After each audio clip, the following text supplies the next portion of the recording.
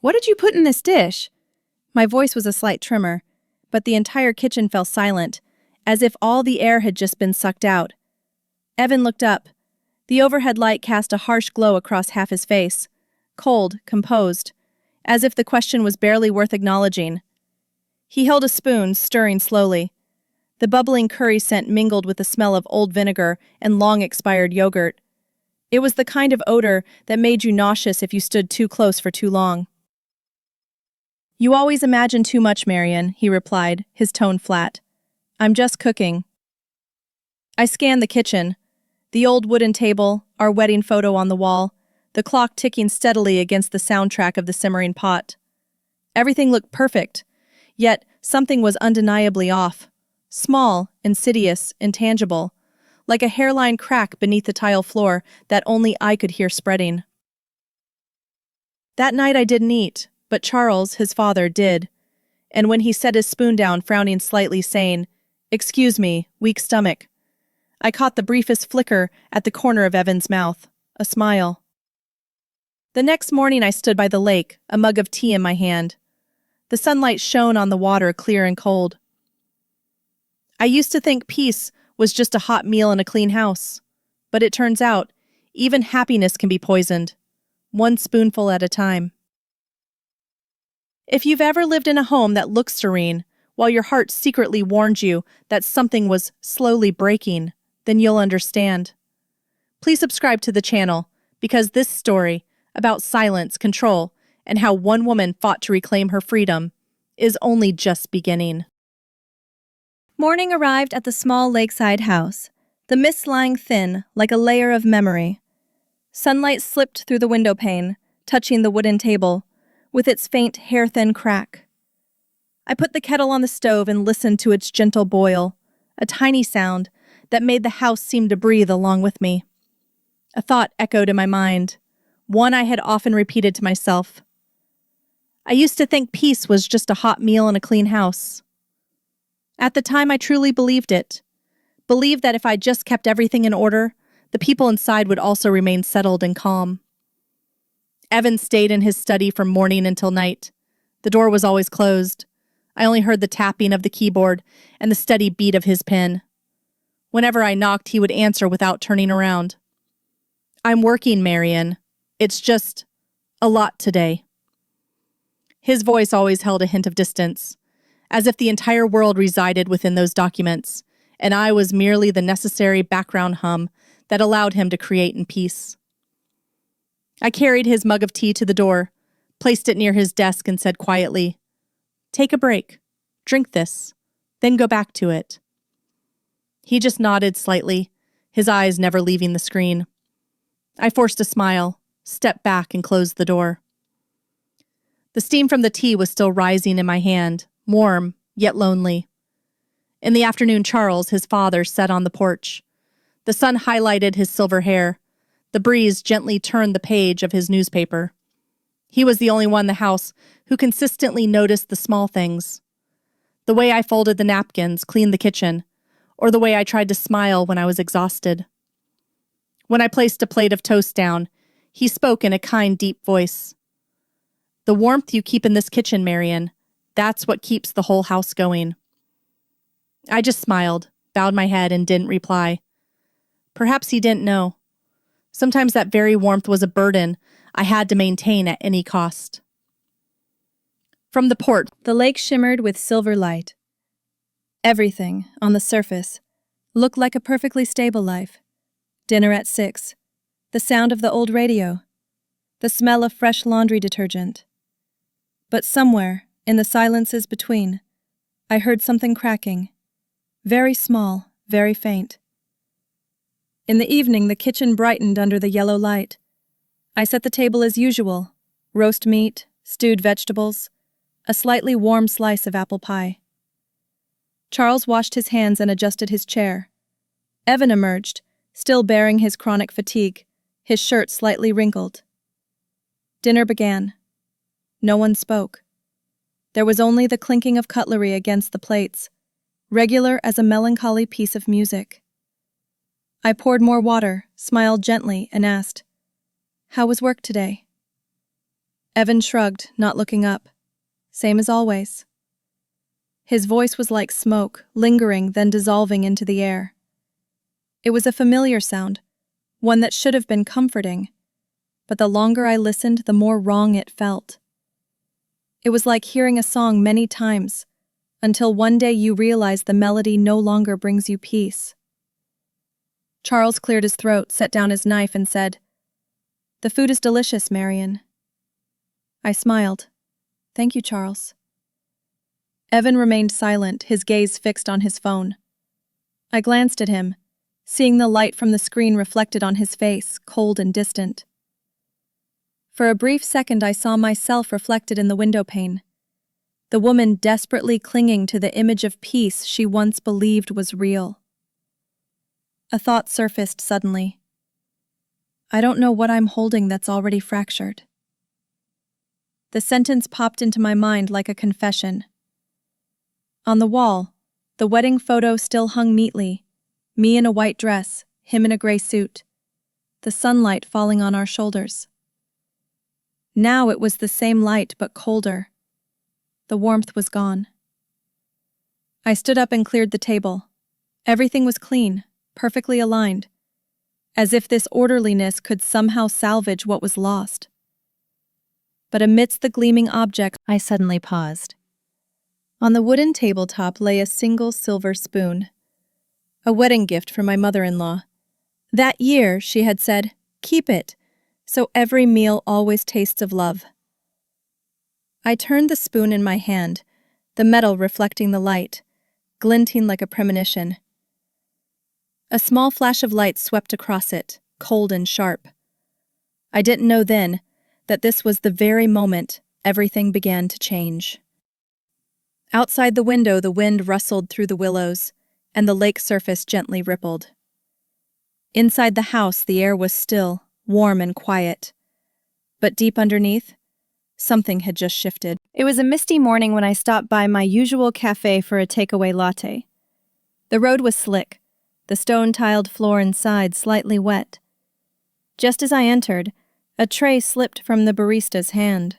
I instinctively backed away and fell. The unexpected impact wrenched my back. A sharp, agonizing stab, as if someone had run a fine blade along my spine. People rushed over, chairs scraping, glasses shattering. I bit my lip and suppressed the groan, managing only to whisper, "I'm fine, it's okay." The frantic employee handed me a cold towel. I just nodded, taking a deep, shuddering breath. Sweat beaded on my temples despite the cold outside air. I arrived home later than usual.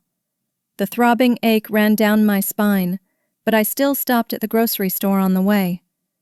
Rotisserie chicken and pre-made salad. That was the only dinner I could manage. I chose the box with the freshest greens, added some bread and a small bottle of white wine. Back in the kitchen, I opened the containers, arranging the contents on porcelain plates. The chicken in the center, salad on either side, a lemon slice for garnish. I tried to make it look visually appealing, as if tidiness alone could cover up the exhaustion. I muttered to myself, not fancy, but enough. The warm yellow kitchen light shone down. I sank into a chair. The pain in my back made every movement slow and deliberate. Outside, the sound of traffic near the lake faded, the silence so deep I could hear my own heartbeat.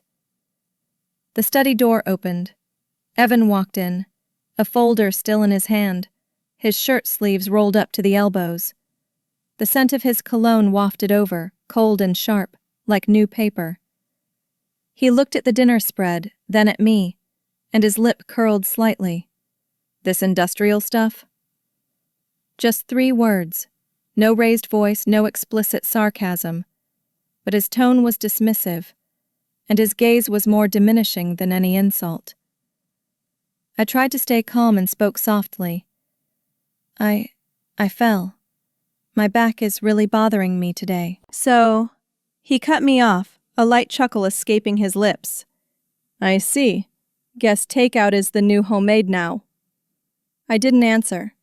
There was only the soft clink of a knife against the porcelain plate, quiet enough that it felt like someone was etching letters into the silence. I looked down at the cooling chicken, the oily richness, the faint plastic smell from the container, and a small feeling of hurt, of shame, yet, strangely, it also felt like a beginning. Outside the window the lake shimmered, reflecting the crescent moon. Everything looked quiet, but a chill had seeped in, like a small crack but real. I poured water, trying to hide the dull ache in my back. Dinner was silent, as if the entire house had stopped breathing. Charles looked from me to Evan. His eyes grew cloudy in the dim light. "Marion, how's your back? I heard you fell at the cafe." I nodded, forcing a soft smile. "It's fine, Charles, just a little sore." Evan interrupted, his voice even and cold. "She's fine, Dad. Healthy enough to pick up pre-made food anyway." The sentence fell onto the table, light as ash but leaving a smoldering burn. I apologized, though I wasn't sure what I was apologizing for. I just didn't want dinner to be late. Charles put down his spoon, a rare flicker of annoyance in his eyes. "My daughter-in-law is hurt, but still worrying about the household. You should be grateful." Evan turned, about to say something, then clamped his mouth shut. The air grew thick. The wall clock ticked through dinner, each beat falling into my heart. Evan remained silent. I lowered my head, hiding eyes that were blurring with moisture. My hand lightly gripped the silver spoon, the cold metal touching my skin, cold as my husband's look just moments before. It was only a small object, but as my hand trembled, I realized I was clinging to it as if it were the last remaining weight of myself. The meal ended quickly. Everyone retreated to their rooms. I washed the dishes, each plate, each glass, my movements slow and cautious.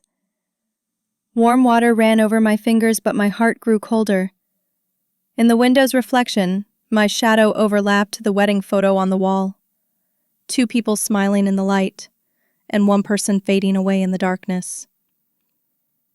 That was the first time I felt small in my own kitchen. I let out a tiny breath. The kitchen was still bright, but I knew the warmth was no longer mine. On the porch, the wind gently swayed the curtain.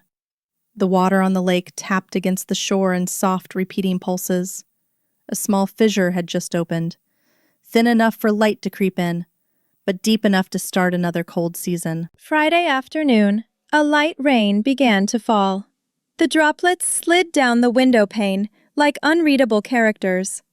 I was wiping down the kitchen counter when Evan came out, hands tucked into his pockets, his voice casual, as if he'd just thought of something pleasant. "Let me cook dinner tonight." I stopped cleaning and looked up. The last time he'd offered to cook was perhaps 3 years ago, when we were still figuring out how to live together. I smiled, surprised, a small spark of hope igniting in my chest. "Really? Let me help you then." "No need. I've got it covered," he said, half smiling. The answer was light, but carried a familiar pride. He always liked to be in control of everything, even when he called it caring. I chose silence, standing back to watch his silhouette moving around the kitchen, a space that had once been exclusively mine. After a while, the smell of spices became pungent. It wasn't the welcoming aroma of our usual meals, but a sharp, acrid, almost offensive mixture. I coughed lightly, opened the window, and let the cold wind sweep in. I looked around.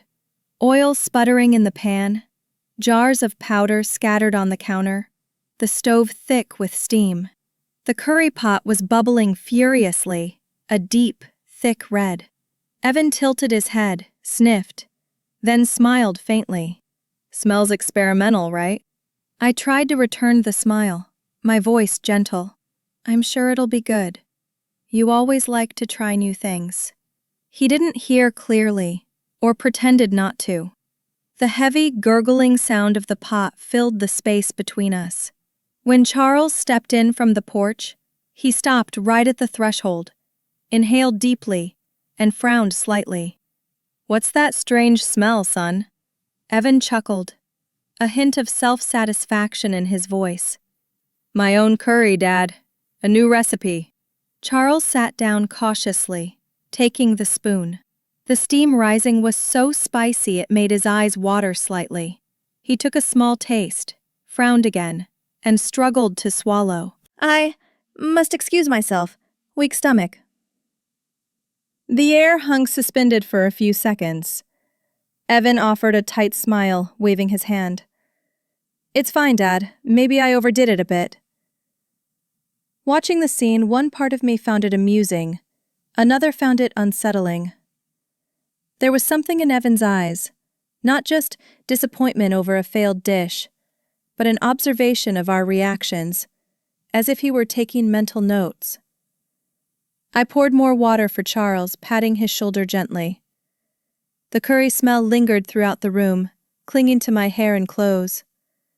It was unpleasant, but strangely, I didn't dare open the window any wider. Outside, the rain began to fall harder. Inside the house, the bubbling in the pot remained steady, just like the heartbeat I was trying to keep calm. I sat down and scooped a spoonful of curry. The sharp, chilly scent rushed straight up my nose, but I forced myself to taste it, partly out of politeness, partly hoping he would notice my small effort. The moment the first bite hit my tongue, I froze. The spice burned my mouth, my throat constricted and tears welled up instinctively. The vinegar and turmeric blended, pungent and harsh. I tried to swallow, but my stomach clenched, squeezed from the inside. Evan watched, his gaze more curious than concerned. "Well, too strong?" I coughed lightly, managing a strained smile.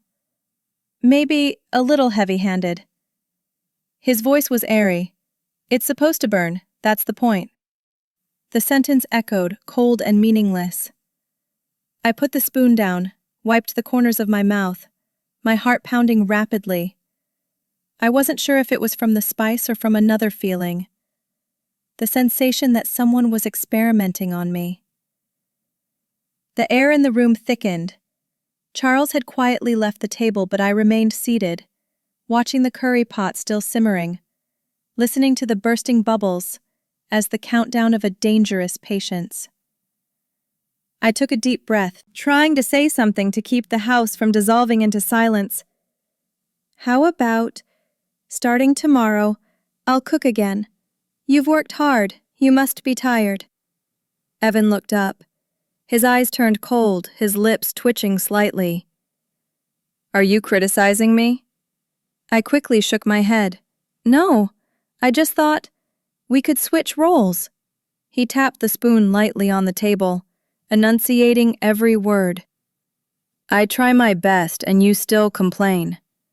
Maybe I should stop caring."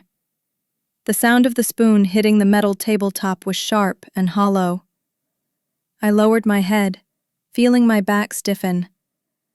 The statement wasn't loud, but it stripped me of the right to respond. In the kitchen, the yellow light cast a tired, pale glow on my face. I fell silent, no longer knowing what to say. Between the spice and the smell of vinegar, the smile vanished, quietly, like steam dissipating into the air. Evan stood up, poured himself a glass of water, and returned to his study. The door closed, the hinge creaking faintly, a small sound that made the entire house contract.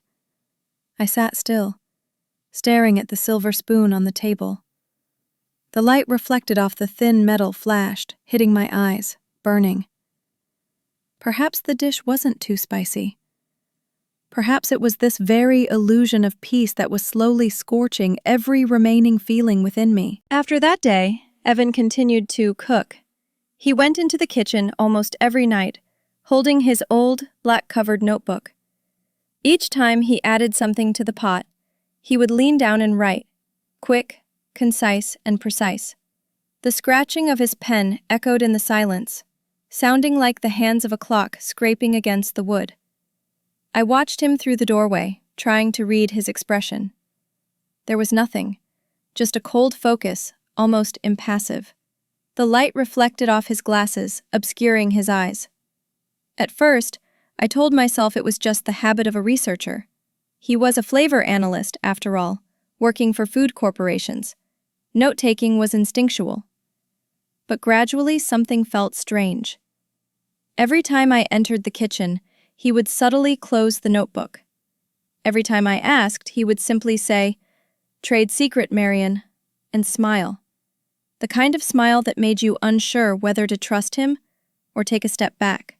One morning, when he was out buying ingredients, I stood in the kitchen, staring at the notebook lying carelessly on the counter. My hand hesitated. The breeze from the window blew in, gently turning the first page, as if inviting me closer. I stepped forward and began to quickly scan the open pages. His handwriting was neat, slightly slanted, and perfectly aligned. But the contents made my heart sink. More salt.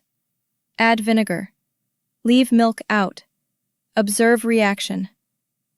I read it again. Each word seemed to be pressed into my brain. These weren't normal cooking recipes. They weren't flavor notes. They were experiments. My breath hitched. I could hear myself in the kitchen, my heartbeat cutting through the stillness of the house. That evening, when he brought out his new dish, I couldn't eat as before. Everything looked normal: soup, salad, bread. But the moment the spoon touched my lips, a sense of dread invaded the mundane routine of dinner. I started paying attention to every detail. The thickness of the sauce, the strange smell in the water, the look in his eyes when he watched me taste it. Evan ate alongside me, perfectly composed, even cheerful. "How do you like it? I adjusted the ratios differently today." I nodded slightly, trying to keep my voice steady. "Different, but fine." He smiled. "See, you're getting used to it." The phrase felt like a small pair of shears, severing me from myself. The light on the dining table that night felt alien, a bluish gray, damp like a winter breath. Even the house felt distant, as if it no longer belonged to me. I set my spoon down, glancing stealthily at the black notebook in the corner of the kitchen. The light reflecting off the open page was faint, like a fresh, unhealed scar. Inside me, a suspicion began to grow. It wasn't loud, it wasn't dramatic. It was just a small but persistent question. Am I living with a husband or a laboratory scientist? That night I couldn't sleep. Every time I closed my eyes, the image of the black notebook reappeared, those cold notes, the clinical symbols not meant for a meal but for someone. I lay still, listening to the rain beat against the roof, each drop a reminder that something was slowly decaying within this house. Am I living with a husband or a laboratory scientist?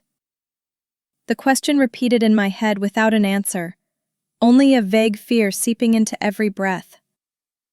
The following afternoon, when Evan was out buying ingredients, as he called it, I stood before his study door. It was slightly ajar, a faint yellow stripe of light shone out. I hesitated, then gently pushed it open. The room was cold and neat, orderly to the point of being clinical. On the desk, the black notebook lay open, the pen still wet with ink. I stopped, gripping the edge of the desk, my hand trembling so hard I could hear my silver bracelet softly tapping. The ink bled on the page like a wound weeping. I looked down, short, dry, regular lines of script. Familiar formulas, meaningless mixtures. But then on the last page the handwriting was bolder, the strokes newer, the ink not yet dry. Undermine M in front of his father. I froze. My throat was dry, as if I had just swallowed salt. M was me. For a moment, the room seemed distorted. All the meals, all the times he asked how I felt, all the cold glances, now pieced together into a terrifyingly clear picture. I heard the wind outside the window, the faint rustle of the paper, and my heart pounding wildly in my chest. I slowly backed away, but couldn't take my eyes off the page. Evan wasn't just cooking. He was planning. Every dish, every detail was an experiment, not only on my body, but on the trust of everyone in this house. I closed the notebook, placed the pen back where it belonged, and wiped the ink stain from my finger. The smell of metal, the smell of paper, the smell of betrayal, they all merged. I left the room, closed the door very softly, and leaned my back against the wall, taking a deep breath. Outside, the rain began to fall again, but this time, it no longer sounded like a gentle knock. It sounded like a warning, falling drop by drop, cold and real. I returned to that room on a quiet afternoon. The sunlight filtered through the thin blinds, flickering like threads of gold wavering before a storm. The door was still slightly ajar. The black notebook lay on the desk, as if waiting for me. I sat down in the chair, my hand touching the cover. Cold and soft, the scent of old leather mixed with the sharpness of ink. I opened the first page. His handwriting was perfectly even, orderly to the point of being dehumanizing. I slumped down, my shoulders shaking slightly, and began to read. Vinegar plus milk equals nausea. Red meat plus raw garlic equals adverse reaction. Observe expression, do not overdose, record findings. Each line felt like a knife slicing, every word sharp, precise, without an extra drop of ink. There were no emotions, no hesitations, only objectives and results. I flipped through a few more pages.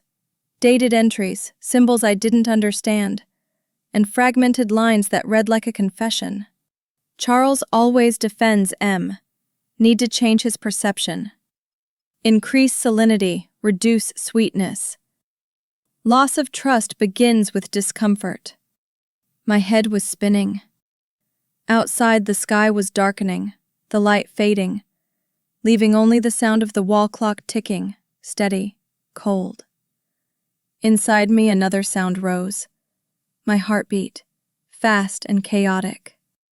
The two sounds merged, like two rhythms of the same fear. I gasped, feeling a chill run down my spine. I didn't know when the tears started. I only saw the page before me blur, the letter M bleeding into a dark smudge. I tried to blink, but the tears kept flowing, and I couldn't tell if I was crying from pain, from fear, or from finally seeing what I had refused to believe. I closed the notebook, but my fingers still trembled, unable to let go of the leather cover. In that moment, I realized, Evan didn't just want to hurt me.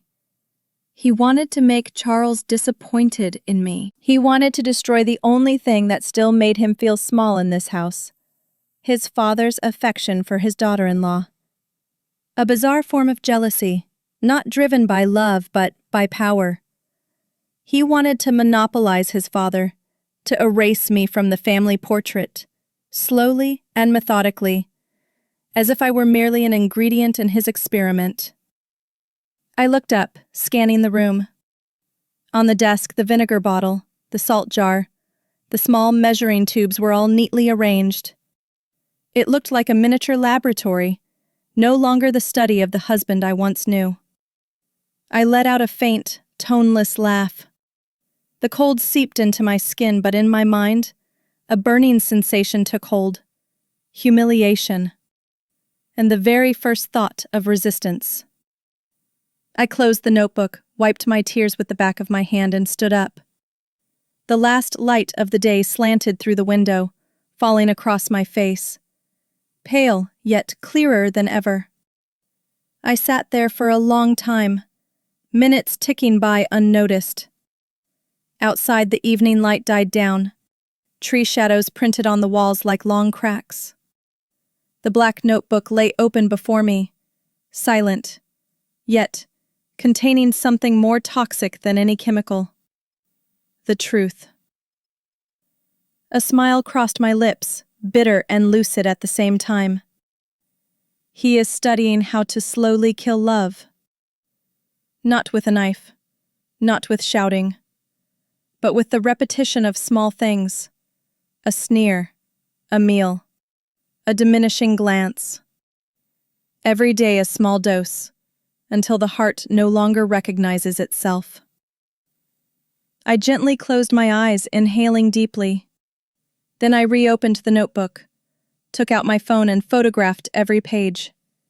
Nothing omitted, no more trembling. When the battery ran low, I took paper and a pen, copying every line, every word clear, every number, every formula. Vinegar plus milk equals nausea. Red meat plus raw garlic equals adverse reaction. Undermine M in front of his father. My movements were slow, decisive, as if I were rewriting his own confession. Tears fell onto the paper, but this time, I didn't rush to wipe them away. I let them dry, like a seal. When I was done, I folded the sheets, put them into an envelope, and hid it deep inside my own drawer. Then I wiped my face, closed the black notebook, and put it back exactly where it belonged. Everything had to look untouched. I stood up, surveying the room where all the truth had taken shape. On the desk, the light cast a thin, cold stripe on the wall. I spoke softly, my voice barely a whisper but echoing clearly in the air. If he wants a performance, I will be the director. I turned off the light, closed the door, and walked into the hallway. The scent of old wood and faded tea lingered in the air. At the bottom of the stairs, Charles was dozing in his armchair. I paused, looking at him. The gentle father who still believed this house was built on love. I smiled softly. Not because I was happy, but because I finally knew where to begin. Outside, the sunset broke over the lake. Golden light streamed through the window bars, shimmering like a warning or an opportunity. For the first time, I wasn't afraid anymore. I didn't go to the cafe for a whole week, nor did my hands tremble anymore when I stepped into the kitchen. Instead, every morning, I opened my laptop and searched for something I never thought I would buy. A hidden camera, disguised as kitchenware. When the order was delivered, the courier simply said, "It's discreet, ma'am. No one will notice." I signed, closed the door, and sat down at the table, looking at the small box wrapped in white paper. My heart pounded, not entirely out of fear, but because for the first time, I felt proactive. I tore off the paper and lifted the lid. Inside was a camera the size of a pea, concealed within the handle of a silver cutlery caddy. The afternoon light hit it, reflecting sharply off the metal spoons, bright, cold, and as keen as a small blade. I picked it up, turning it gently. Everything was so sophisticated that no one could possibly tell. Even I, for a fleeting moment, saw my own reflection in the metal. A weary woman, but with an unusually bright light in her eyes. That evening, when Evan returned, I cooked dinner as usual. He ate, speaking less than he normally did. But in my mind, I was already arranging the steps. The next morning I woke earlier than usual. The first light was damp and hazy. The smell of coffee hadn't yet filled the kitchen. I opened the cupboard, prepared the ingredients, and started pre-cooking every dish, from soup to roast meat. Each portion was stored in separate containers, labeled with fake tags, carefully noted. For dinner, for father, for research. I carefully hid my true unadulterated portions, leaving the bait exactly as he had once done. My hand shook, but no longer from fear. It was only the tension before something new. I pressed my lips together, trying to keep my breathing even, every movement calculated. Now the kitchen was no longer the place of his manipulation, but my battlefield, and I had no intention of losing. Just as I placed the final tray in the refrigerator, Evan walked out. He wore a cardigan, his eyes heavy with sleep, his voice slightly hoarse. "You're up early. Need any help?" I turned back, shaking my head gently. "No, you rest." My voice was soft, normal, yet it didn't sound like the woman who used to apologize to him every dinner. He stood watching for a moment, raising an eyebrow, looking surprised. "Okay, whatever you say." I smiled, a cold, neat, and quiet smile, the first one in months. Not because I was happy, but because I had started to reclaim my own rhythm. Evan turned away. I watched him go, my hand resting on the silver cutlery caddy, feeling the cool metal against my skin. Somewhere in that handle the camera was waiting to record everything. I closed my eyes. In my head all sounds faded, leaving only one thought. It's time. That afternoon the sunlight slanted across the porch, pale and tired, like someone who had traveled far. I brewed tea for Charles, placing a tray of cookies in front of him. He observed me for a while, his gaze gentle but deep, the kind of look from someone who has lived long enough to know when silence means more than words. My daughter-in-law has been too quiet for too long. I smiled faintly, sitting down opposite him, holding the teacup with both hands to hide my slight tremor. Perhaps I was just tired, Charles. He nodded, not pressing further. Perhaps he sensed something in the air, an unnatural silence like the pause between two storms. When he went out to read his newspaper on the porch, I returned to the kitchen. The room smelled of soap and metal. Everything was so neat it felt unfamiliar. I sat on the chair looking at my reflection in the window pane. There was no longer fear, no longer a pleading look. Just a woman preparing for what was to come. I started to fear my own calm. A calm that was cold. A calm so deep I barely recognized myself. I rearranged the spice jars, adjusting the angle of the silver caddy to optimize the camera's view. My finger skimmed lightly over the metal, cold, smooth, reflecting the thin light from the ceiling lamp. In the palm of my hand, I felt the small weight of the secret. I checked everything one last time. Battery, memory card, angle. When everything was set, I sat down, opened my phone, and connected. The screen showed the camera feed, my own kitchen. Familiar, yet, through this lens it looked distant and tense.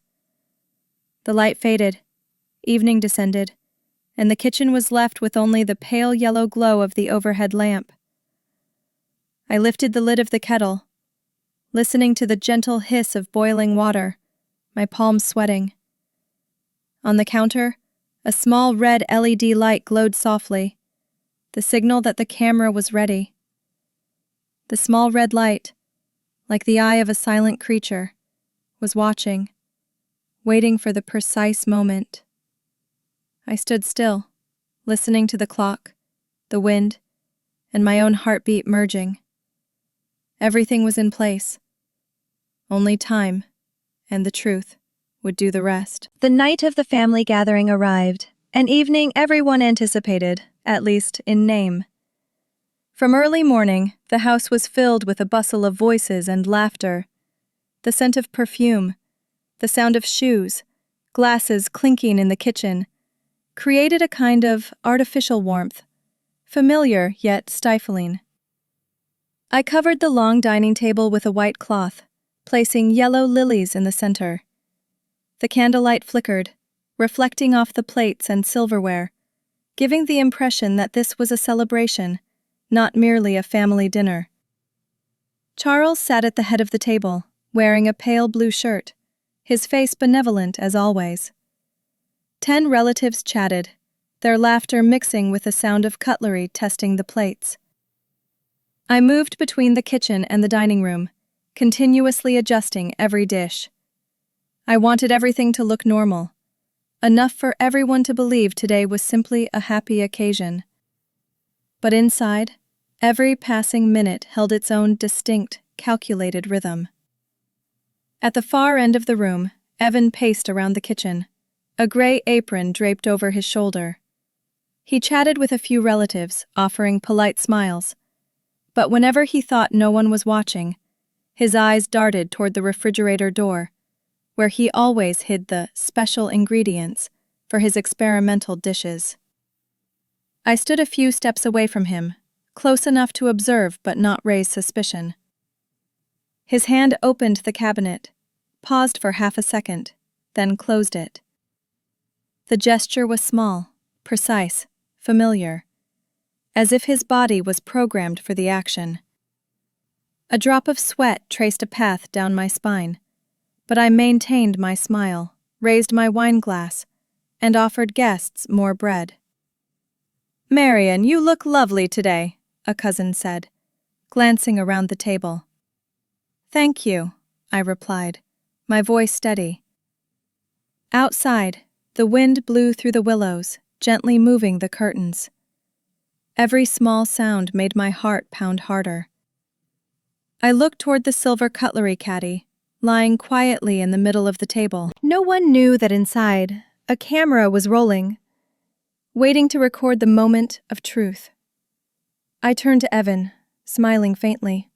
"Are you finished with the main course?" "Almost," he replied distractedly. "Just making sure everything's perfect." I nodded, then left the room for a few minutes, excusing myself to change my clothes. As I walked down the hallway, my hand brushed against the phone hidden in my pocket. A slight touch, enough to activate the camera. The tiny red LED light flashed, visible only to me. I paused at the doorway, looking through the bright gap between the two rooms. Evan had his back to me, bending down, opening the refrigerator. His movement was quick and precise. A bottle of vinegar was pulled out, along with a smaller jar containing a white liquid. I took a deep breath, retreated toward the staircase, my heart hammering so loud it sounded like a knocking from inside my rib cage. On my phone screen, the recording began. The kitchen light, the pungent smell, and the familiar hands of the man I once trusted, now turning into evidence. I stood there, silent, letting the small machine do its work. Inside, the laughter continued, bright and carefree, the sound of a house unaware that it was about to change forever. I returned to the kitchen, my steps slow and even, my breath held in a rhythm, counting the seconds. The scent of vinegar wafted through the air, acrid, sour, familiar enough to make my throat constrict. He had managed to do it, just as he had every time before. Evan had his back to me when I entered, still hunched over arranging the food trays. I said nothing. I just watched, closely, as his hands wiped over each spoon, each salad plate, like a meticulous artist before a final performance. The moment he stepped away from the counter, I moved closer, opened the lids, and swapped the positions of two dishes, the one he intended to serve and the one I had prepared that morning. Every movement was neat, not a beat wasted. My hands were so steady that even I was surprised. The light from the overhead lamp reflected onto the silver caddy, hitting my eyes. I saw myself in the reflection, no longer trembling, no longer afraid, only a cold and resolute gaze. The clinking of cutlery from the dining room echoed, voices and laughter mixing with the sound of glasses touching. I stood still, listening to it all, yet feeling as if I were in another world, still, bright, and detached. I'm not trembling anymore. I'm just waiting for him to bury himself. I whispered the thought, but it resonated in my head like a declaration.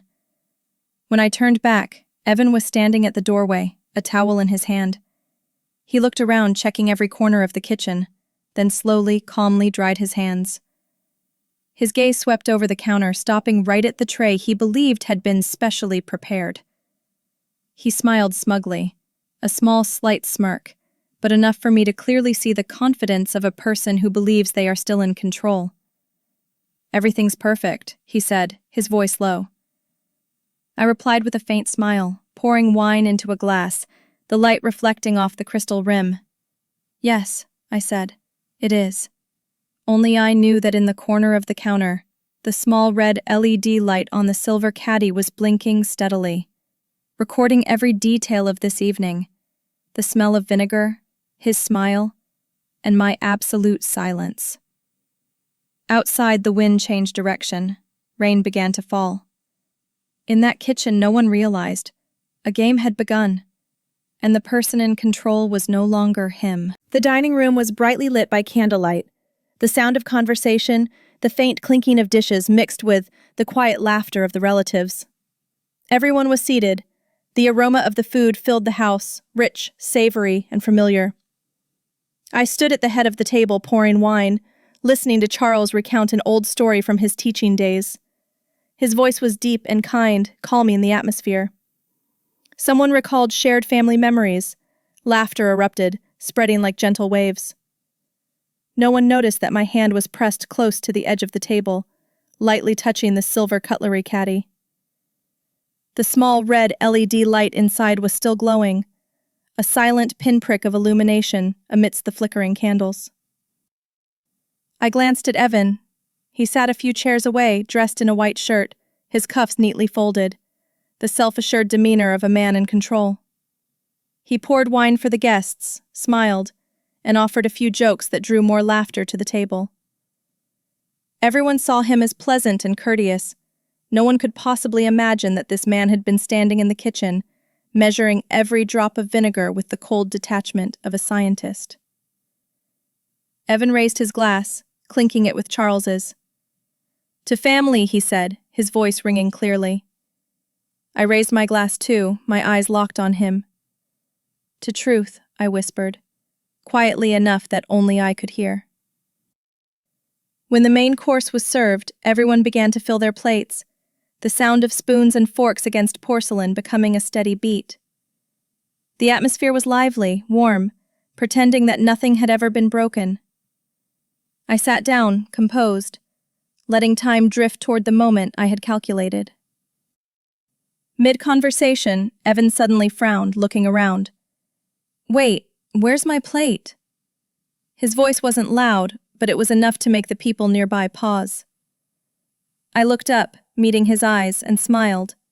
A gentle, almost tender smile. "You won't be needing a plate tonight." The atmosphere shifted instantly. A few people turned to look, confused. Charles slightly raised his eyebrows, unable to speak immediately. A spoon dropped. A tiny sound. Yet it resonated with alarming clarity in the room filled with people. Everything fell silent immediately. No more talking, no more clinking glasses. Only the soft sizzle of the burning candles and the distant ticking of the clock. Evan sat motionless, his eyes blinking slowly, surprised, then wary, then a flicker of anxiety. I looked directly at him, my gaze so calm I didn't recognize it myself. In front of 10 relatives, in the brightly lit room, the meal he thought he controlled was heading in a different direction. Evan forced a laugh, trying to break the silence. "A joke, right? What's that supposed to mean?" I still didn't answer. I simply rested my hand on the silver spoon, the metal icy cold, and gently pushed the caddy toward him. A signal no one understood, except for him and me. There was no need for many words. Everything had begun. Charles was the first to break the stillness. He set his wine glass down, looked around the table, then at me, his eyes kind and worried, as if fearing that a single wrong word could shatter everything. "Marian, what are you saying?" His voice trembled slightly, yet maintained the composure of an experienced man. The room was still bright, but the candlelight seemed to dim, flickering as if in fear. I looked up, meeting his eyes, then sweeping my gaze toward Evan. "Only the truth, Charles." My voice was calm, almost gentle, but there was an undertone that kept everyone from intervening. Evan offered a tight laugh, his voice stumbling. "Come on, Marian. What are you talking about?" I didn't reply. I just looked at him, then at the silver spoon on the table, the light reflecting off the metal surface, thin and sharp. From the kitchen, the small camera was still running, silently recording everything. Charles turned to his son, frowning. "What is going on, Evan?" He shrugged, Trying to regain his confidence. "Nothing, Dad. Marian is just, perhaps a little tired." A cousin offered a strained laugh, attempting to say something to soothe the tension. but the sound dissolved in the increasingly heavy air. I could hear someone swallow, a chair creaking, the wall clock ticking. Every small sound now rang like metal colliding. I stood up, walking around the table. The candlelight shone on my skirt hem, casting a long shadow on the floor. I didn't speak, only looked at each face. People accustomed to the image of a quiet, gentle Marion. Now, I was no longer the woman they knew. I was the one holding the key to the truth. Evan watched me, the smile completely gone from his lips. He braced his hands on the table, his voice low, like a warning. "Marion, sit down." I stopped, looking directly at him. "I will, when you tell the truth." Another silence, long enough that people could hear their own hearts beating.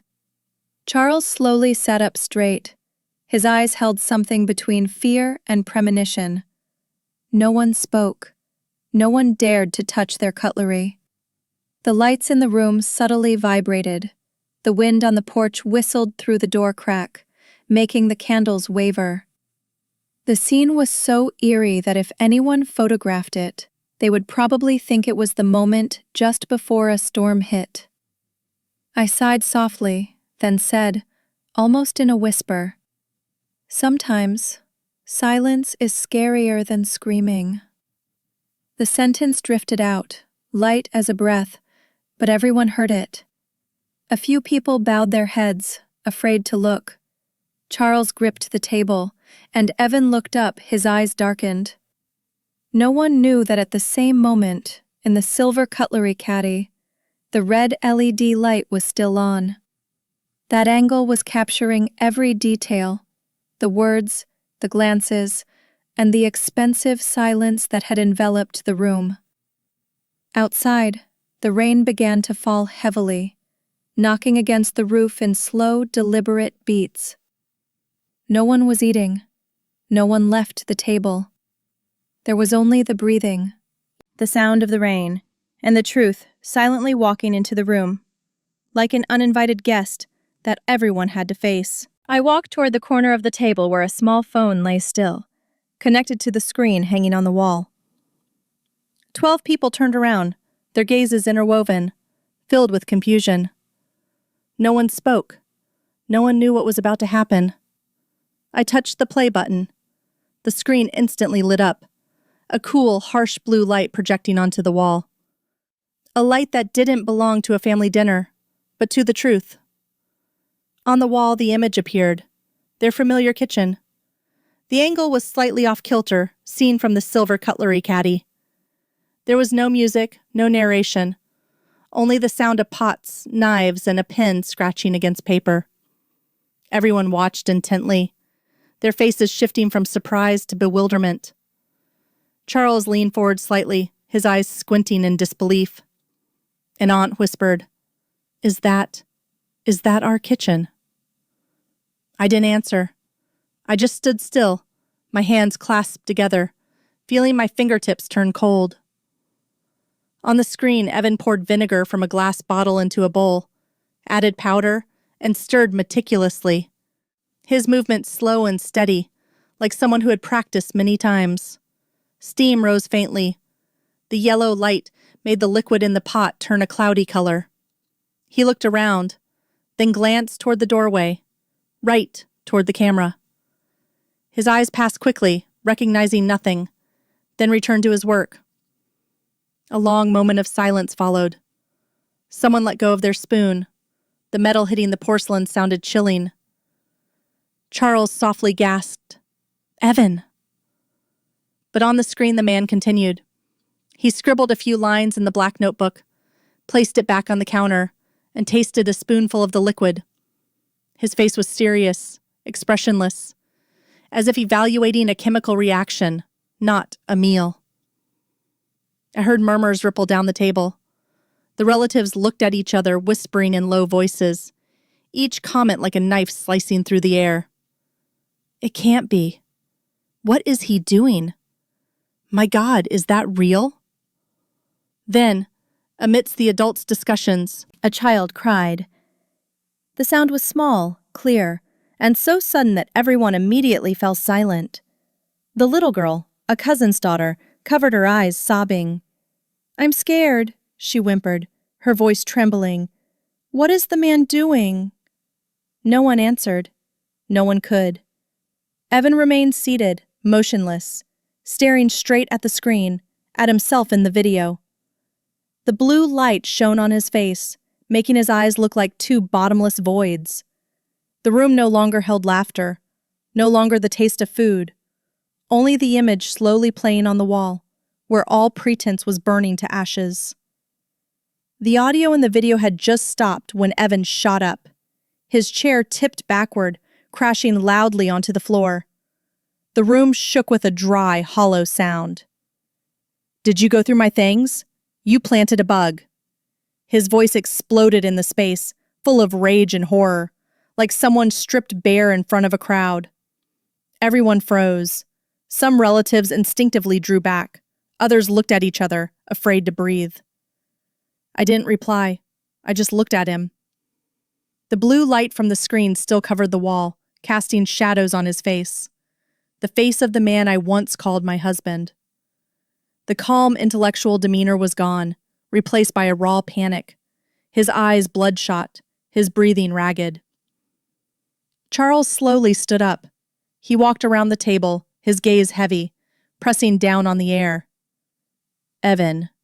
His voice was low, hoarse, yet retaining the authority of a father. "What have you done?" Evan retreated half a step, trying to smile, but the smile was twisted. "It's not what you think, Dad. I was just experimenting. For work." Charles didn't listen. He bent down, picking up a piece of paper that had fallen when Evan sprang up. It was a page of notes, the ink smeared from Evan's wine-stained hand. He held it up, reading softly. "Vinegar, milk, mild toxins, adverse reaction." His voice shook, but still rang clearly. No one spoke. Only the distant clock and the child's continued whimpers. "Evan!" Charles looked up, his eyes wet. "Do you understand what these things are?" Evan swallowed hard, sweat beading on his temples. "It's data, Dad. Notes. I wasn't going to. She's twisting it." He pointed at me, his hand shaking, his voice cracking. "She framed me. She secretly filmed me." I remained still. No argument, no reaction. Because in this room, the truth had spoken for itself. Charles held the paper, placing it down on the table, his fingers clenched so tight they were white. "Vinegar, milk, mild toxins," he repeated, as if talking to himself. "My God, what have you been doing in your own home?" The air was thick. The smell of food was now unpleasantly pungent. Everyone avoided each other's eyes. An aunt whispered a prayer, and I only heard my own heartbeat, slow, heavy, but steady. Evan lowered his head, his face flushed, sweat dripping down his neck. He opened his mouth, but no words came out. His eyes darted around, searching for an escape, but nowhere was safe anymore. The naked truth stood there, needing no one to prove it. On the wall, the screen was still bright, showing the image of his hand stirring the pot, the smell of vinegar filling the kitchen, his indifferent gaze. Charles let go of the paper. It was a small sound, but it felt like a verdict. "Enough," he said, his voice choked with emotion. "I don't recognize who you have become." Evan looked at him, his eyes filled with despair, like a lost child in his own house, but I knew it was too late. I took one step forward, needing no further explanation. All the evidence was there, in the video, on the paper, in the eyes of the witnesses. Outside, thunder rumbled, and the rain poured down heavily. A flash of lightning streaked through the window, illuminating his face, wet, pale, and exposed, just like the guilt that had just been dragged into the light. No one touched their cutlery again.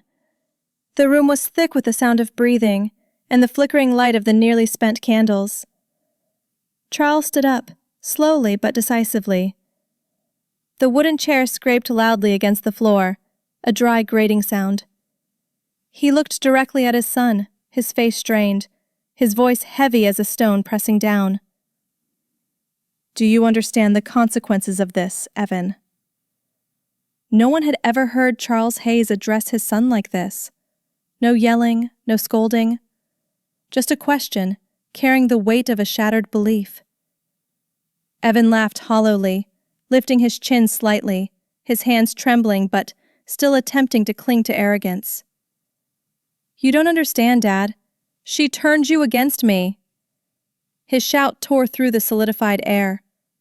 A glass on the table tipped over, shattering into tiny pieces, the sound spreading out as a final punctuation mark to his sentence. I took half a step back, feeling all eyes fixated on me, but I was no longer afraid, no longer confused. Only a bone-deep weariness and a resolution not to turn back. "Evan," I said, my voice slow and clear, "you always thought you were smarter than everyone else, but you forgot one thing. Love is not a subject for experimentation." He spun around to face me, his eyes blazing. "I did it for us, for this family. I wanted respect." I looked at him, my voice choked but firm. "You wanted to be loved, but you chose to poison."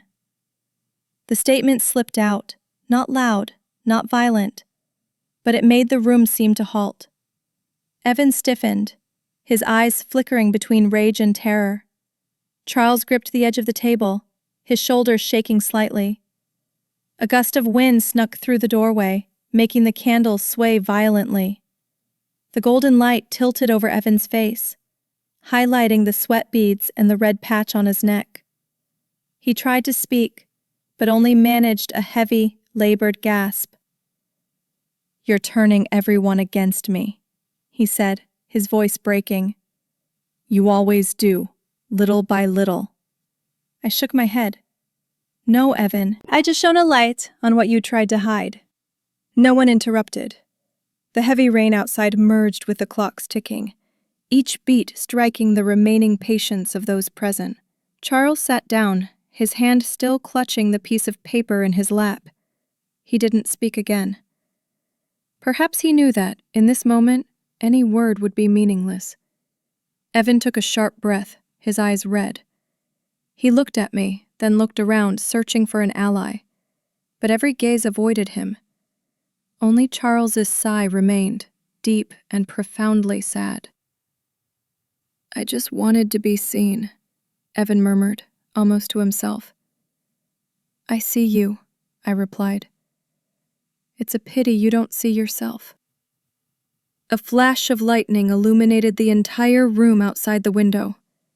In that instant, everything was laid bare. The fear, the betrayal, and a love that had rotted to its core. I sat down, my hand gripping the silver spoon caddy, the cold metal reminding me that the truth sometimes must be revealed with pain. The anger in Evan's eyes cooled, giving way to a cold cynicism. He leaned back in his chair, crossed his arms, his lips curving into a bitter sneer. "What do you want, Marion?" he asked, his voice hoarse, mixed with the sound of rain hitting the window. "An apology? Or do you just want to win?" The question dropped like a thin shard of ice. Everyone held their breath. The candle in front of me flickered, reflecting in his eyes as a distorted halo of light. I stood up, slowly, each step measuring my resolve against the cold floor. I looked neither at him nor at anyone else. I simply opened the small bag beside my chair, pulling out a neatly clipped stack of papers. The paper was thick, square-edged, and pristine white, the only thing in the room that remained intact. "Not an apology," I said, my voice steady and clear. "I want my freedom." Evan froze. For a moment, the arrogance vanished, leaving a brief void in his eyes. Divorce papers? He laughed, his voice breaking. After all this, that's what you want? I nodded, not flinching. It has been for a long time, but only today did I have the courage to say it. Charles tightened his grip on the armrest. He didn't intervene. Perhaps, in his heart, this marriage had died long ago, and no one had yet dared to close the coffin lid. Evan stood up, walking around the table, confronting me.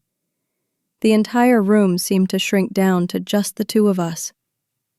The rain outside the porch blended with his breathing, rapid, hot, and unstable.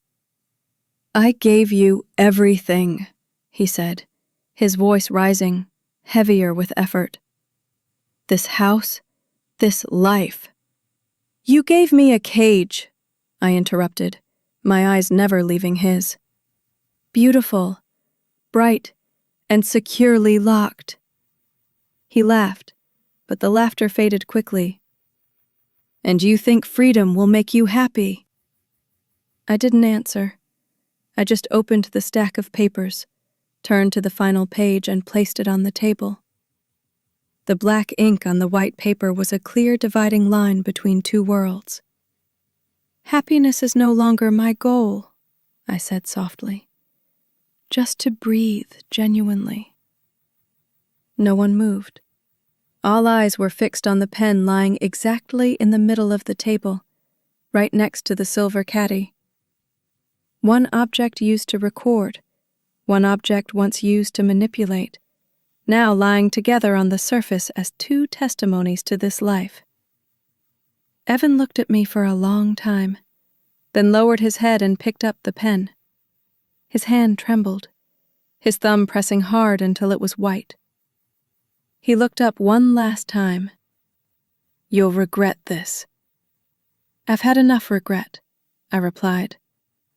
He gripped the pen tight, signing his name in a rigid, scrawled hand. As the pen tip scraped across the paper, a slight, dry, sharp tearing sound echoed, like the sound of an ending formally acknowledged by the metallic scratch. Everyone remained silent. No one clapped. No one sighed with relief. Only that tearing sound, small yet loud, like the final period marking the end of a long chapter that had dragged on for too long. Evan let go of the pen and sat still. On his forehead, sweat mixed with the cold light of the candle.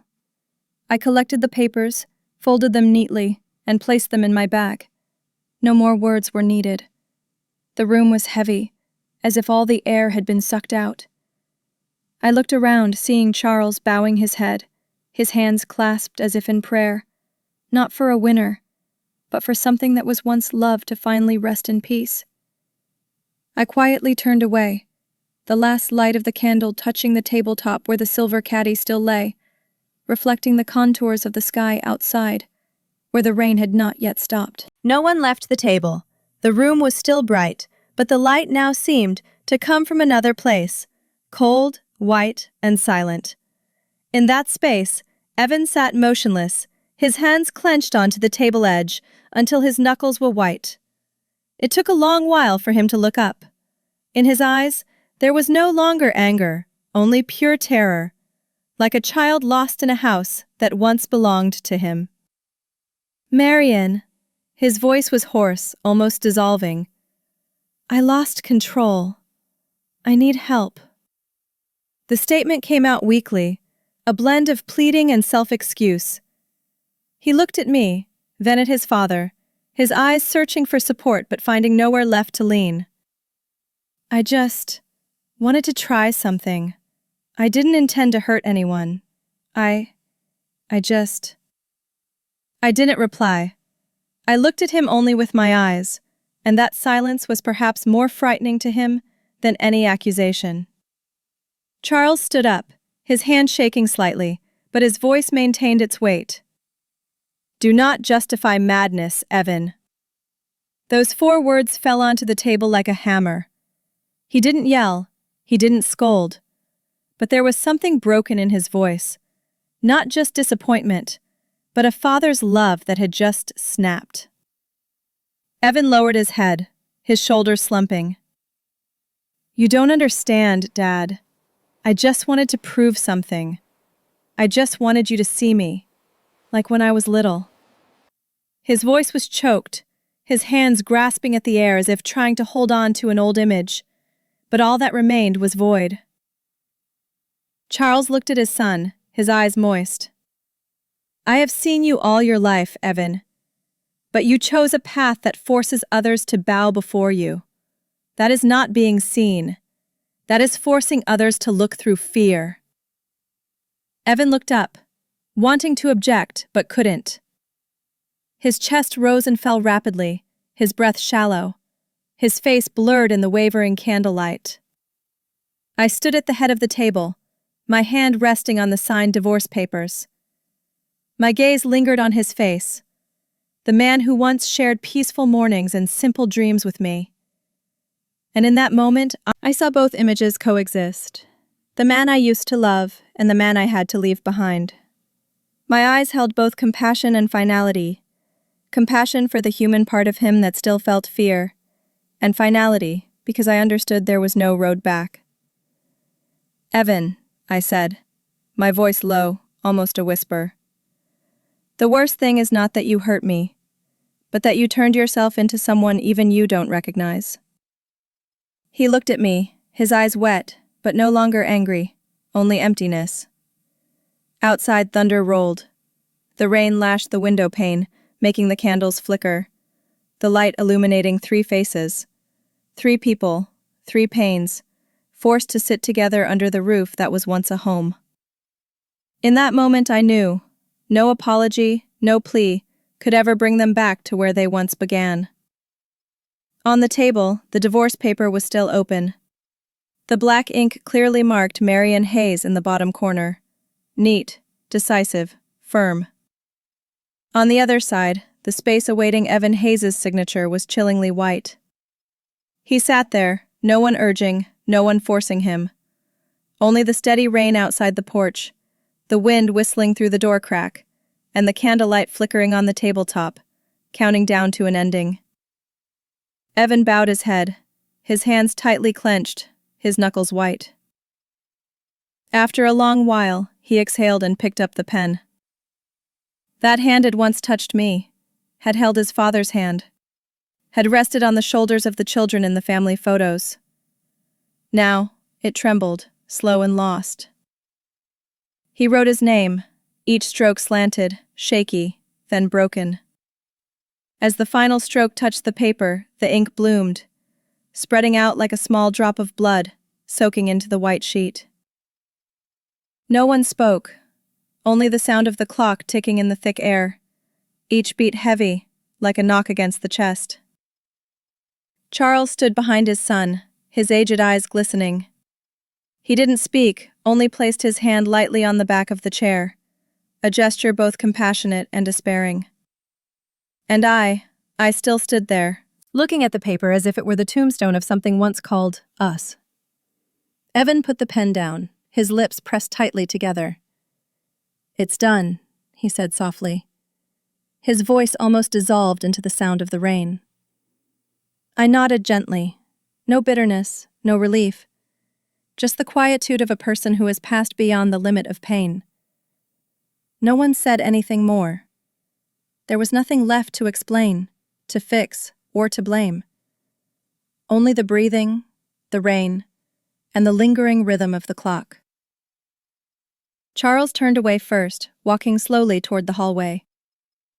Evan remained seated, his hands folded, his face downcast as if he dared not look at the paper he had just signed.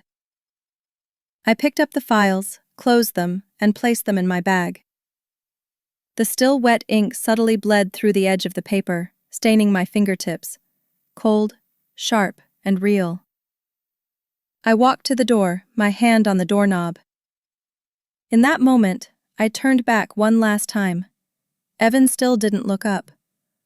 I didn't know what he was thinking, regret, emptiness, or simply fear of the silence he himself had created.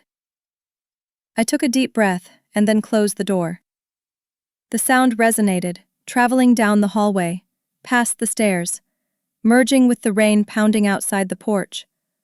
A sound that closed the past, profound and drawn out, but no longer painful.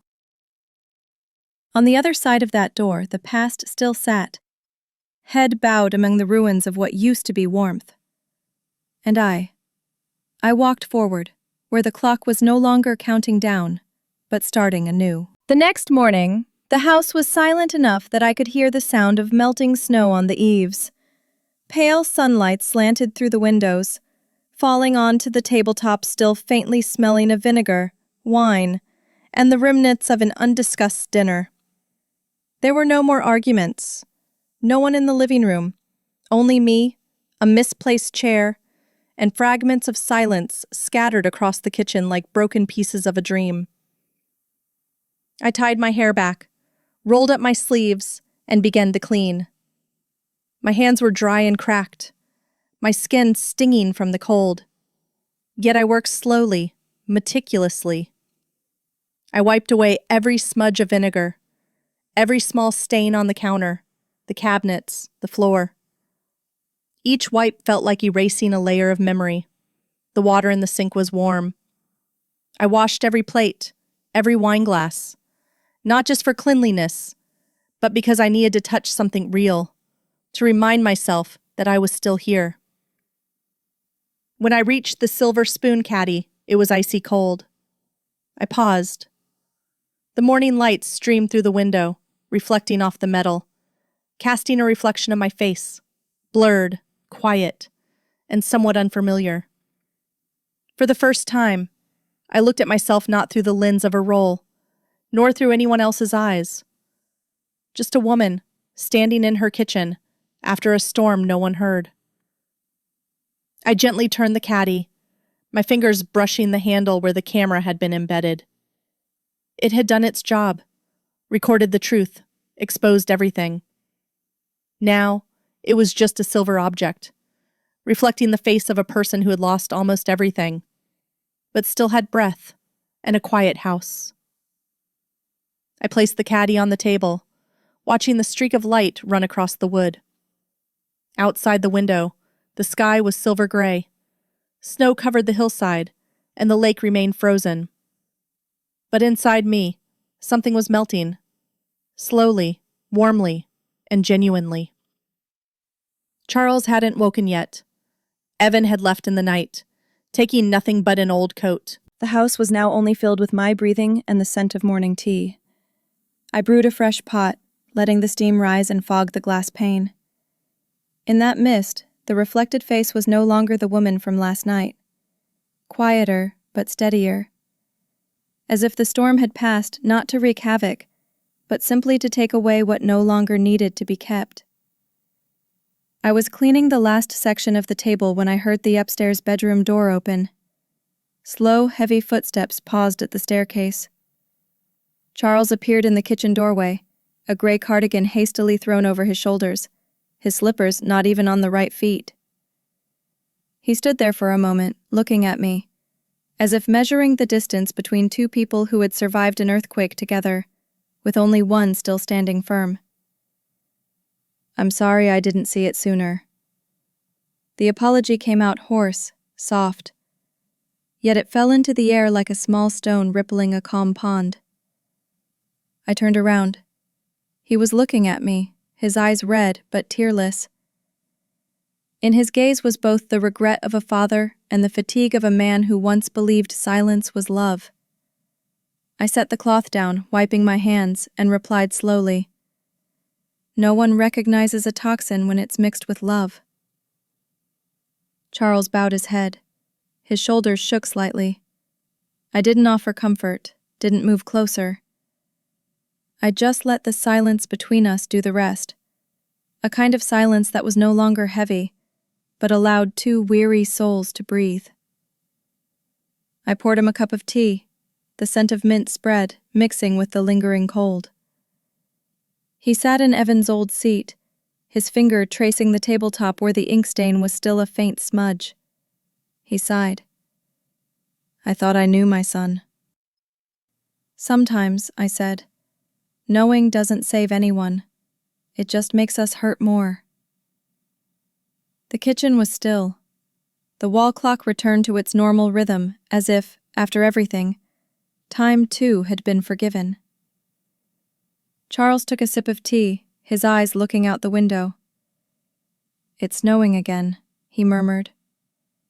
I looked out too. Snow began to fall outside the window, softly, steadily, coating the entire lake.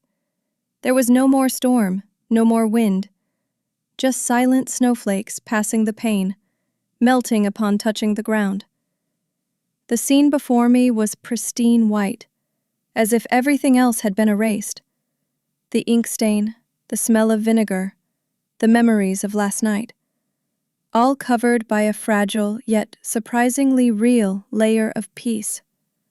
I leaned against the windowsill, watching each snowflake fall. Neither of us spoke again. Charles closed his eyes, his breathing steady, his hand clasping the teacup, the warmth transferring to his wrinkled fingers. In that kitchen, two people who had endured the same storm now simply watched the snow, without needing to ask what happens next.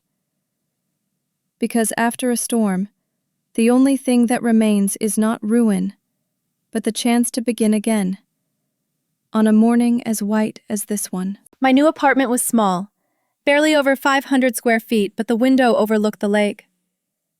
On my first morning there, the sound of my suitcase rolling left a soft track down the hallway. Sunlight streamed into the empty room, sweeping across the bright wood floor and settling on the white curtains. The smell of fresh paint mixed with dry pine wood, creating a sensation that was both unfamiliar and soothing. I stood in the center of the room and took a long breath. There was no more ticking from the old house clock, no sound of a man's footsteps pacing the kitchen, not even the hiss of tea boiling on the old stove. There was just me and the silence. But this time, the silence was no longer frightening. In the afternoon, I went to the cafe where I worked. It wasn't large, but it was right by the lake, with wide glass windows looking out onto the sparse willows. I had been here for almost 3 years, starting with making coffee, wiping tables, and taking orders. Today, the owner called me into the small back office, his voice still slow and friendly as always. "Marion, I want you to take the manager position. You understand the customers, you maintain the atmosphere here. People trust you." I looked at him, taking a few seconds to process what I had just heard. "Me?" I asked again, as if I couldn't quite believe it. "You," he smiled. "Not everyone can make people feel peaceful just by walking into a coffee shop." I lowered my head, smiling softly. "Thank you. I'll do my best." Leaving the office, I looked through the glass pane. On the lake surface, the late afternoon sun reflected in small golden ripples, as if someone were repainting my life, but with softer colors. A thought crossed my mind, so natural it felt like someone spoke for me. I learned how to truly smile. In the evening, I returned to the apartment and turned on the light. The yellow glow illuminated the small dining table next to the kitchen. No one was waiting, no one was asking, and no one was watching. I opened a cabinet and retrieved a small box, carefully wrapped in a cloth. The silver spoon caddy lay inside, bright, cold, and familiar. I picked it up, turning it gently in my hand. No more LED lights, no more secrets. It was just an object made of silver, but for me, it was proof that I had survived. I cooked a simple dinner, pumpkin soup, toast, and chamomile tea. When the spoon touched the bowl, the sound of the metal echoed softly in the empty room, like a familiar whisper. I sat and ate alone, without feeling lonely. A very different feeling crept in, a sense of inner peace. Not from having someone sitting across from me, but because I knew I had dared to leave the place that once terrified me. Outside, the sunset drifted down toward the lake, reflecting through the window pane like a hazy ribbon of silk. I set the spoon down, looked around the small room, and inhaled the smell of wood and the rustling willow leaves outside. Perhaps sometimes a beginning doesn't need fireworks or promises. It only needs a small kitchen, a quiet evening, and a person who knows how to truly smile when they see themselves in a new light. Dinner was nearly cold when I sat back down at the table. There was no sound other than the wind sweeping across the window and the lingering smell of toast. I held the silver spoon, turning it gently. The light from the pendant lamp reflected off the rim, glinting like a crescent moon. When the spoon touched the dish, the sound was light but clear. Not the clink of metal against porcelain, but like a small musical note, dropping into the stillness. I paused, my hand suspended in midair, listening. I heard an apology accepted. I didn't know whose it was, perhaps Evan's, Charles's, or my own, for allowing myself to be drawn into a life that only seemed peaceful. But whoever it belonged to, I knew I didn't have to reply. There are some apologies that only need to be heard, not spoken. I stood up, walked to the window, and looked out at the lake. The night sky was misty, the city lights reflected in hazy halos. Wisps of vapor floated lazily across the water like smoke, light, slow, and serene. I rested my hand on the window frame, feeling the cold seep through my skin. Every breath I exhaled was a small cloud of steam. I no longer thought about the night before, no longer asked the question why. Some things, no matter how much you want to understand, only wear out the heart. On the table, the silver spoon lay still. The reflected light made it seem as if it were breathing, peaceful and clear. I knew that if I wanted, I could sell it, or hide it away in a drawer as an old item. But I chose to leave it there, in this kitchen, as a reminder. There was a time when I was silent, and now I am no longer. I said softly, though I didn't know to whom, "No one has the right to control my taste anymore." The sentence came out light as a breath, but as it dissolved into the air it left a strange feeling, like a door opening behind me that I didn't need to turn back to see. Outside, mist covered the lake. The light wind carried the smell of impending snow. I stood watching for a long time, then turned off the light. The yellow glow in the small room faded, only a faint reflection remaining on the silver surface of the spoon, like the final streak of light left after a long journey.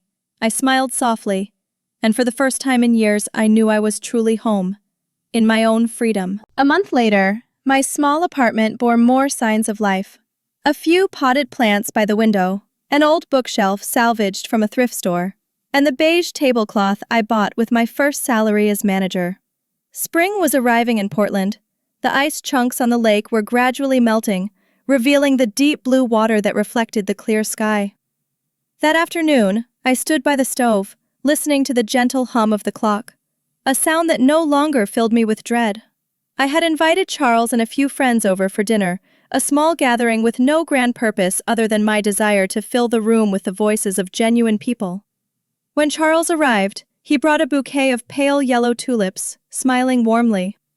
"I don't remember the last time you invited me to dinner at your place." "Probably before I learned how to live alone," I replied, my voice light, reaching for the cupboard to take out glasses. In the kitchen, the aroma of melted butter, sautéed garlic, and rosemary blended together. Laughter echoed from the small dining table, sharing stories about neighbors, fishing trips, and the perpetually complaining but strangely beloved Portland weather. The small apartment suddenly felt warm, not the forced warmth of a duty-bound meal, but the genuine warmth of real, simple, honest life.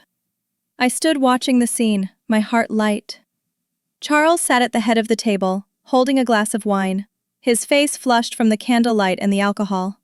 He looked around, his voice slow but meaningful. "A toast to those who know when to stop before the bitterness takes over." The remark made everyone pause slightly, then chuckle. I looked at him, understanding he wasn't just talking about wine or food, but about the years he and I had survived, where the bitterness of shattered trust had almost eclipsed every other flavor. I clinked my glass against his, hearing the crystal touch, a sound that was clear, brief, but far-reaching, like a silent agreement between two people who had stood on opposite sides of the pain. The smell of food, the laughter, the clinking of spoons against plates. It all merged into a soundtrack I once thought I would never hear again. For the first time in months, I didn't look at the past through the silver caddy, but through the eyes of the people around the table. A place where everything, even the cracks, was being mended with kindness. I poured more wine, watching Charles smile, the light reflecting off the bright beige tablecloth, and realizing, perhaps peace is not something we find, but something we learn to create day by day with our own two hands. After Charles's toast, the room erupted in genuine laughter. No one was trying to be cheerful, no one spoke to fill a void. Everyone was as natural as breathing, telling tales of fish that got away, sudden rain showers, and an old friend who reunited with a childhood sweetheart after 30 years. There was no tension, no guarded glances or fractured silences like in the old dinners at the former house. I sat at the table, pouring more wine for everyone. The small candle in the center flickered. The warm golden light reached into every face. I looked at Charles. He was smiling. But it wasn't the forced smile of someone trying to appear strong. It was the smile of a person who had weathered the storm and learned to be at peace. I suddenly realized I was smiling too.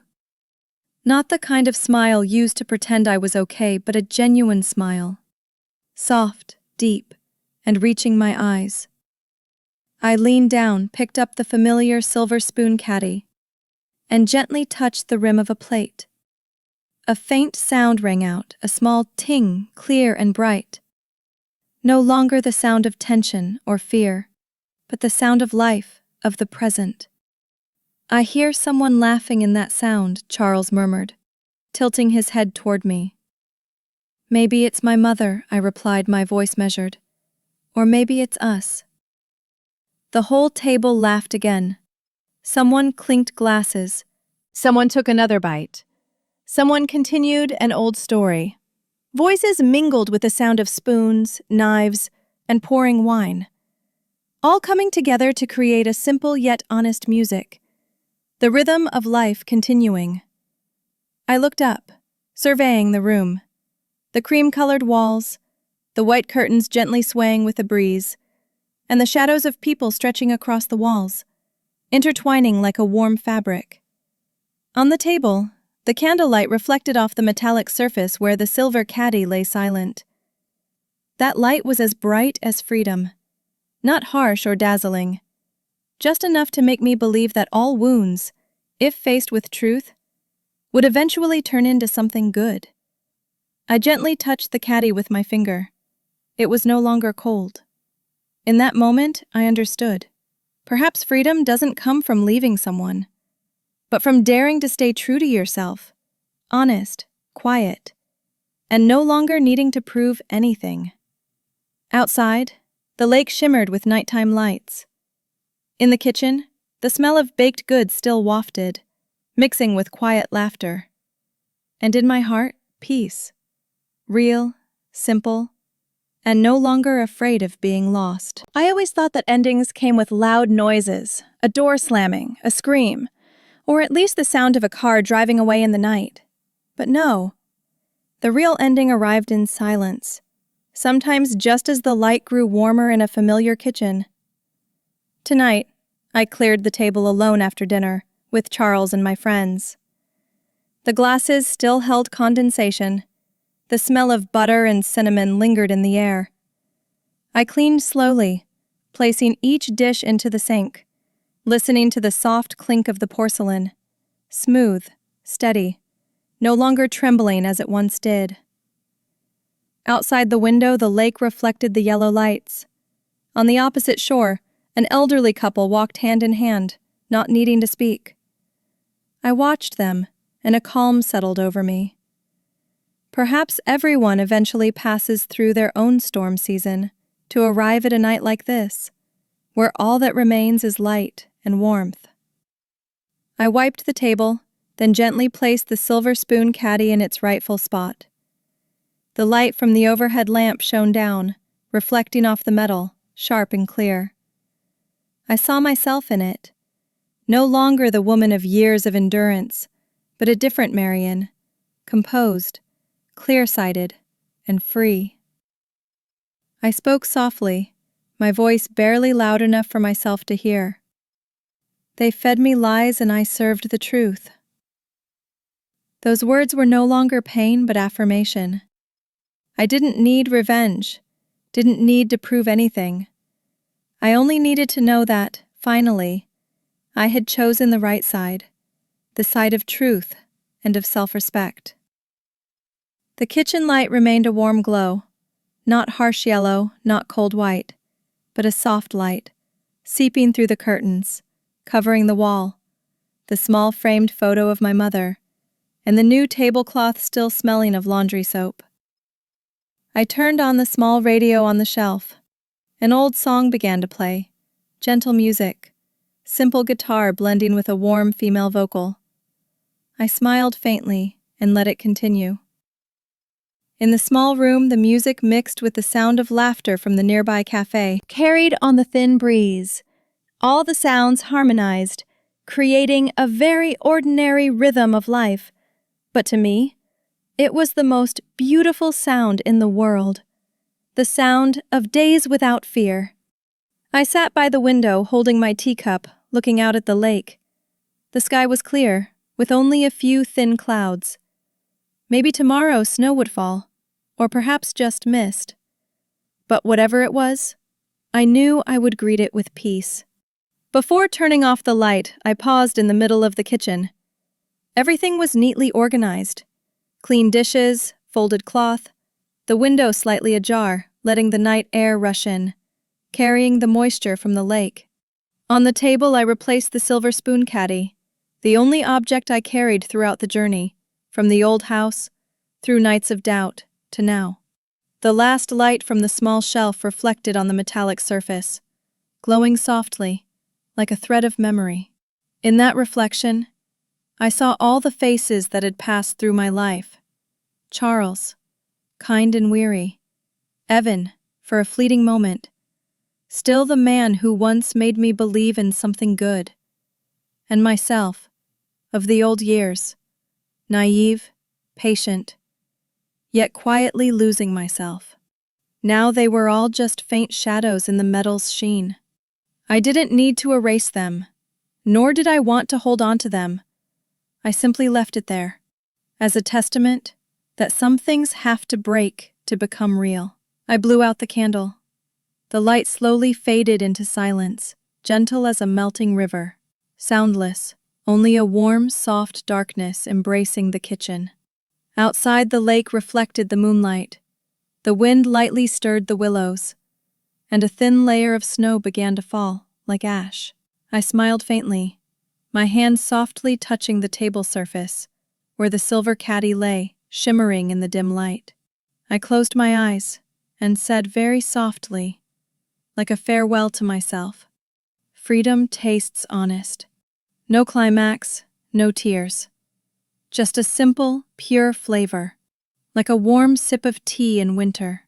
An ending that didn't need flourish, but was enough to know that I had made it through, with all the truth in my heart. If you've listened this far, perhaps somewhere in this story, you too have been silent like Marion, trying to hold a home together, trying to believe that love would magically fix everything. But the truth is, peace doesn't come from enduring. It comes from the moment we dare to say, enough. I want to know, have you ever had to let go of something to find yourself again? Leave your thoughts in the comments below. I read every single one because sometimes your story is the very next chapter that someone else needs to hear. And if you want to continue this journey with more stories like this one, about family, truth, and how a woman learns to rise with an unbroken heart, please subscribe to the channel so we don't lose each other in the seasons to come.